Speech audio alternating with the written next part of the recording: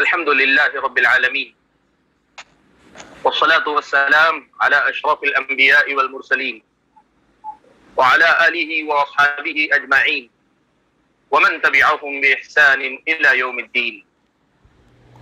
يا أيها الذين آمنوا اتقوا الله حق تقاته ولا تموتن إلا وأنتم مسلمون.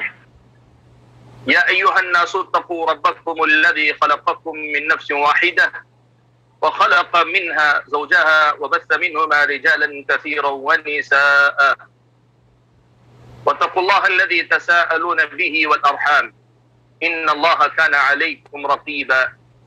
يا أيها الذين آمنوا اتقوا الله وقولوا قولا سديدا يصلح لكم أعمالكم ويغفر لكم ذنوبكم ومن يطع الله ورسوله فقد فاز فوزا عظيما. أما بعد فأعوذ بالله من الشيطان الرجيم. بسم الله الرحمن الرحيم. والذين جاهدوا فينا لنهدينهم سبلنا وإن الله لمع المحسنين.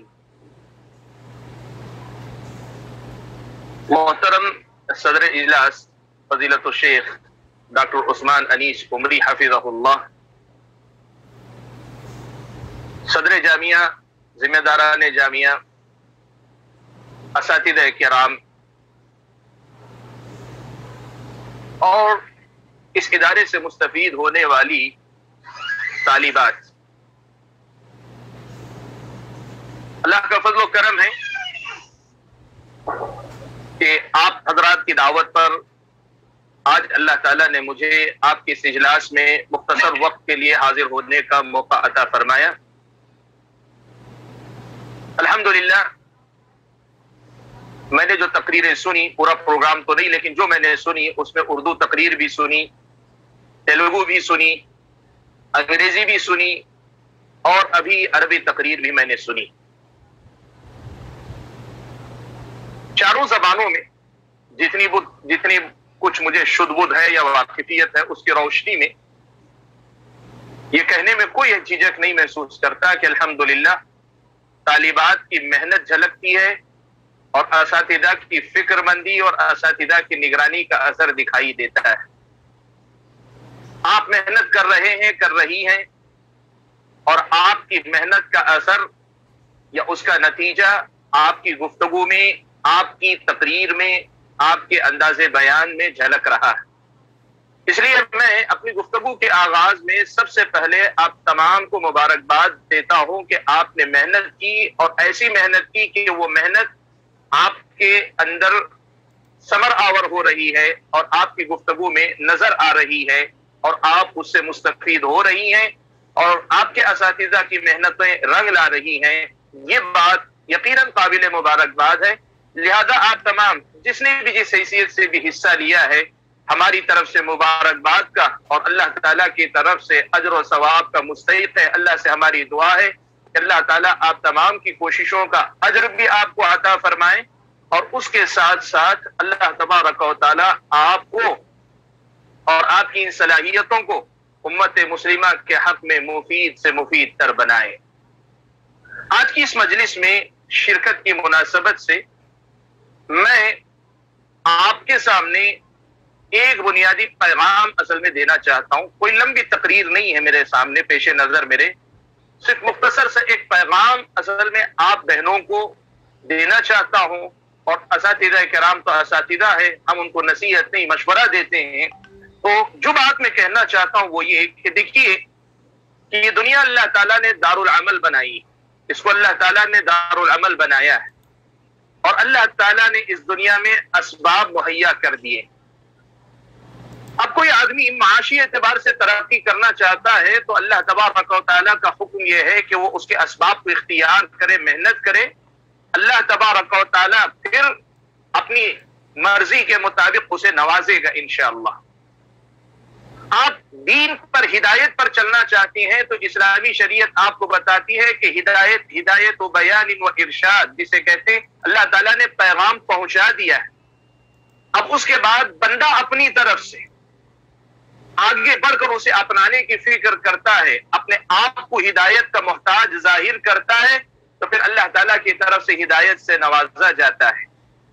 دنیا کا ایک بہت بڑا ضابطہ اپنی زندگی بھر کے لیے یاد رکھیے کہ یہاں کچھ بھی ایسے ہی نہیں مل جاتا، اللہ ہی کہ اللہ تعالیٰ کسی کو اپنے طور پہ دے کر آزمانا چاہے تو آزمائے، ورنہ بندہ جو اپنی محنت جو حاصل کرنا چاہتا ہے اپنی مرضی سے، اپنے شوق سے، اپنی طلب سے، اس کے لیے اللہ نے ضابطہ یہی رکھا ہے کہ دیکھو جو تم چاہتے ہو اللہ نے اس کے لیے یہ اسباب رکھے، ان اسباب کو اختیار کرو اور پھر اللہ تعالیٰ سے طلبگار بنو، اللہ کے سامنے اپنے آپ کو محتاج ضرورت مند ظاہر کرو، اللہ تعالیٰ تمہیں نوازے گا۔ یہ معاملہ زندگی کے سارے معاملات کے ساتھ ساتھ دین کی خدمت کے میدان میں بھی ہے۔ آپ کے والدین آپ کو مدرسے میں داخل کر رہے ہیں، آپ یہاں انجمنوں میں محنت کر رہی ہیں، آپ کے اساتذہ کرام آپ کی تدریس، آپ کی تربیت اور آپ کی صلاحیتوں کو نکھارنے کے معاملے میں بڑی حد تک محنت کر رہے ہیں، آپ کے ادارے کے ذمہ دار حضرات ان تمام کے لیے اسباب فراہم کرنے، نگرانی کرنے پہ محنت کر رہے ہیں۔ یہ سارے کے سارے اسباب ہیں جو آپ کو میسر ہیں، آپ طالبات کو میسر ہے۔ اب یہ آپ کا ذمہ ہے کہ آپ ان اسباب کو اختیار کر کے اپنے آپ کو بناتی ہیں کہ نہیں بناتی، اپنی صلاحیتوں کو نکھارتی ہیں کہ نہیں نکھارتی ہیں، یہ آپ پر موقوف ہے۔ دنیا کا یہ ضابطہ آپ کبھی نہ بھولیں کہ اس دنیا کو اللہ تعالیٰ نے دار العمل کے ساتھ دار الاسباب بنایا ہے اور مسببات کو اسباب کے ساتھ بھی جوڑ کر رکھا ہے، ورنہ حقیقی اثر تو مسبب الاسباب ہی کا ہے۔ لیکن اللہ نے براہ راست معاملات کو اپنے ساتھ جوڑنے کے ساتھ ساتھ اللہ تعالیٰ نے اسباب سے بھی جوڑ کے رکھا ہے۔ تو جو اسباب ہیں ان کو اختیار کر کے آپ اگر آگے بڑھیں گے تو آپ کامیاب ہوں گے۔ اسی لیے آپ کے والدین نے آپ کے ساتھ جو خواب جوڑا ہے، آپ کی تعلیم کا، آپ کی تربیت کا اور آپ کے ذریعے خدمت اسلام اور خدمت دین کا، یہ خواب بھی صرف آرزوؤں اور تمناؤں سے نہیں پورا ہوتا، یہاں آپ کو اپنے آپ کو تپانا پڑتا ہے۔ سونے کو کندن بننے میں جس طرح آگ میں تپنا پڑتا ہے، بالکل اسی طرح آپ کو اپنے آپ کو تپانا پڑتا ہے، اپنے آپ کو بھلانا پڑتا ہے، اپنے آپ کو مانجنا پڑتا ہے، اپنے آپ کو نکھارنا پڑتا ہے، تراشنا پڑتا ہے، تب جا کر آپ بن کر نکلتی۔ تو آپ یہ بات یاد رکھیں، پہلی بات جو پیغام کے طور پہ میں آپ کے سامنے رکھنا چاہتا ہوں وہ یہ کہ خواب ہر کوئی دیکھتا ہے، لیکن جو آدمی صرف خواب دیکھنے کا عادی ہو اور رات کے خواب کے لیے دن میں اٹھ کر محنت کرنے کا عادی نہ ہو، یا جاگتی آنکھوں خواب دیکھے لیکن اس کے لیے اسباب کا اختیار کرنے والا نہ بنے، تو پھر یہ آرزوئیں صرف آرزوئیں رہ جاتی ہیں، تمنائیں صرف تمنائیں رہ جاتی ہیں۔ آپ سے بڑی امیدیں جو وابستہ ہیں خدمت دین کی، اپنے گھر بار، اپنے خاندان، قبیلے میں، اس کو پورا کرنے کے لیے آپ کو اسباب اختیار کرنے پڑیں گے، اپنے آپ کو نکھارنا پڑے گا۔ بات خدمت دین کی ہے، یہاں بھی اللہ نے اسباب رکھے کہ جس کو شوق ہے وہ اسباب اختیار کرے، پھر وہ اس سے خدمت کی طرف آگے بڑھ کر آئے۔ اور دوسری بات جو پیغام کے طور پر میں کہنا چاہتا ہوں وہ یہ کہ دنیا میں باصلاحیت لوگوں کی کمی نہیں ہے، یہ بات یاد رکھیں آپ۔ ہر میدان کے اندر دنیا میں باصلاحیت لوگوں کی کمی نہیں ہے، لیکن کمی ایسے لوگوں کی ہے جو لوگ اپنی صلاحیتوں کے ساتھ انصاف کر سکیں، جن کو اللہ نے عطا کیا ہے وہ اللہ تعالیٰ کی دی ہوئی ان نعمتوں کی قدر کریں، ان صلاحیتوں کی قدر شناس بنے اور ان صلاحیتوں کا بھرپور مثبت طریقے سے مثبت میدان میں استعمال کریں۔ ایسے لوگوں کی اصل میں کمی ہے۔ آپ کیا سمجھتے ہیں کہ آپ سے زیادہ اچھا بولنے والی نہیں ہے؟ بہت ہیں۔ آپ کیا سمجھتے ہیں آپ سے زیادہ علم والی نہیں ہے؟ آپ کیا سمجھتے ہیں جو آپ کے اساتذہ آپ پر محنت کریں ان سے زیادہ باصلاحیت لوگ نہیں ہیں؟ دنیا کے اندر بہت سارے، لیکن مسئلہ فرق کہاں دکھتا ہے؟ یہ آپ کے اساتذہ آپ پر محنت کرتے ہوئے اپنی صلاحیتوں کو جس طرح بروئے کار لا رہے ہیں، جس کا اثر آپ کے اندر دکھائی دے رہا ہے، ایسی صلاحیتوں کو استعمال کرنے والے لوگوں کی کمی ہے دنیا کے اندر۔ آپ بھی اللہ کے فضل و کرم سے یہاں بہت کچھ سیکھ رہے ہیں، تعلیم کے باب سے، تربیت کے باب سے، اور آج کی نادی جو آپ کے انجمنیں ہیں، انجمنوں کے اس مشترکہ اجلاس میں نظر آتا ہے کہ آپ کے اندر مختلف صلاحیتیں، مختلف زبانوں میں بولنے لکھنے کی صلاحیتیں پیدا کی جا رہی ہیں۔ ان صلاحیتوں کو اگر آپ دیکھیں، اپنے جیسی صلاحیت والے بلکہ آپ سے بڑھ کر صلاحیت رکھنے والے دنیا میں بہت سارے ہیں۔ وَفَوْقَ كُلِّ ذِي عِلْمٍ عَلِيمٍ، یہ اللہ تعالیٰ کی سنت ہے۔ لیکن کمال اس کا ہے جو اپنی صلاحیت کے ساتھ انصاف کر سکے. اور آپ کا بھی اصل امتحان یہ ہے کہ آپ اپنی صلاحیت کے ساتھ انصاف کرتے ہیں کہ نہیں کرتے. یہی بات اللہ تعالیٰ نے کہی وَالَّذِينَ جَاهَدُوا فِينَا لَنَهْدِيَنَّهُمْ سُبُلَنَا وَإِنَّ اللَّهَ لَمَعَ الْمُحْسِنِينَ. احسان کرتے کہتے ہیں عربی زبان میں کسی چیز کو کمال کے درجے تک پہنچ کر انجام دینے کی کوشش کرنا. آپ اپنی استطاعت بھر جہاں تک آپ کر سکتے ہیں کمال کے درجے تک جا کر کسی کام کو کریں. اللہ کی معیت آپ کو نصیب ہوگی, اللہ تعالیٰ کا ساتھ آپ کو نصیب ہوگا. اور اس سے پہلے کا آپ محنت کریں گی, اللہ تبارک و تعالیٰ اپنے راستوں پر آپ کو خود بخود چلائے گا. تو دو باتیں میں نے آپ کے سامنے اب تک کہی ہے. پہلی بات میں نے کہی ہے کہ آپ یہ بات یاد رکھیں کہ دین کی خدمت کے لیے بھی آپ کو محنت کر کے اپنے آپ کو بنانا پڑے گا. یہ دار الاسباب ہے, ایسا نہیں کہ دنیا کمانے کے لیے ہی آپ کو محنت کرنی پڑے گی. دین کے خدمت گار بننے کے لیے بھی آپ کو مسلسل اپنے آپ پر محنت کرنی پڑے گی اور کرتے رہنا پڑے گا, اپنے آپ کو بنانا پڑے گا.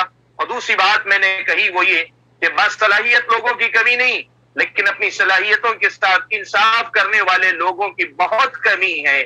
اسی لیے ہمیشہ اس بات کی آپ دعا کریں کہ اللہ تبارک و تعالی آپ کو محسنین میں رکھے, وہ لوگ جو اپنی صلاحیتوں کے شایان شان ہر میدان میں خدمت انجام دینے کی کوشش کرتے ہیں, ان لوگوں میں آپ کو اللہ تعالیٰ شامل رکھے, اس کی کوشش کریں. اور تیسری ایک بات کہہ کر میں اپنی گفتگو کو ختم کر لوں گا, اس لیے کہ یہ تقریر کا موقع نہیں, بحیثیت مہمان بس کچھ گزارشات آپ کے سامنے رکھنے کا موقع ہے. وہ گزارش یہ ہے کہ عام طور پر ہماری طالبات مدارس میں پڑھتے ہوئے الحمدللہ تقریر سیکھتی ہیں اور تحریر بھی سیکھتی ہیں, اور غلط فہمی کا شکار یوں ہو جاتی ہیں کہ شاید خدمت کرنے کے یہی دو میدان ہیں کہ یا تو آپ تقریر کریں یا آپ جو ہے تحریری میدان میں اپنا قلم چلائیں. یقیناً عورت کے مزاج کے خلاف ہے تقریر کا مزاج, لیکن عورت اگر اپنے محدود خواتین کے حلقے میں کام کر رہی ہے تو کوئی مذائقہ نہیں, اللہ تعالیٰ نے اس کو جو صلاحیت ہے اس سے فائدہ پہنچا ہے. لیکن تقریر سے بڑھ کر عورت کے مزاج سے میل کھانے والی دو چیزیں ہیں, ایک اس کی تحریریں ہیں اور دوسری چیز ہے خواتین کا تدریس کی مہارت, یعنی لوگوں کو پڑھانے اور سکھانے کی مہارت اپنے اندر پیدا کریں.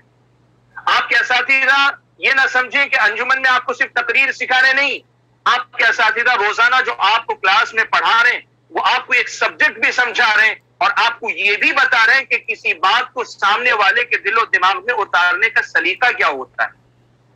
آپ یقین مانیں, آپ اپنے محلے بستی میں جا کے 3 تقریریں کریں, اتنا انقلاب نہیں آئے گا, لیکن آپ بٹھا کر سکھانے والی پڑھانے والی بن جائے. جو تربیت آپ کے اساتذہ پورا سال آپ کو دے رہے ہیں, اگر اس راستے کو آپ اپنائیں گی آپ اپنے علاقے کے اندر بڑی گہری تبدیلی, بنیادی تبدیلی لانے والی بن جائیں گی. ہماری گزارش بس یہ ہے کہ موقع ملتا ہے خواتین کے محدود حلقے میں آپ تقریر کا استعمال کیجئے. آپ کی تحریر دنیا کے کونے تک پہنچ سکتی ہے. اور ان دونوں سے بڑھ کر اصل کام یہ ہے کہ ہر گھر میں ایک چراغ جلے, ہر گھر میں روشنی کا ایک چراغ جلے, جس کی روشنی سے شرک و بدعت کی, کفر و شرک کی, گناہوں کی اور ناانصافیوں کی, ظلم کی جو آندھیاں ہیں, اندھیرے ہیں, وہ سب کے سب ختم ہو کر اللہ تبارک و تعالیٰ کا یہ نور ہر انسان کے دل تک پہنچے, اس کے دل پہ دستک دے, ایسی شمع بنے, ایسا چراغ بنے, ایسے روشنی دینے والا مینار آپ بنے. اس کی کوشش اپنی زندگی میں کرتے رہیے. میں زیادہ کچھ نہیں کہنا چاہتا.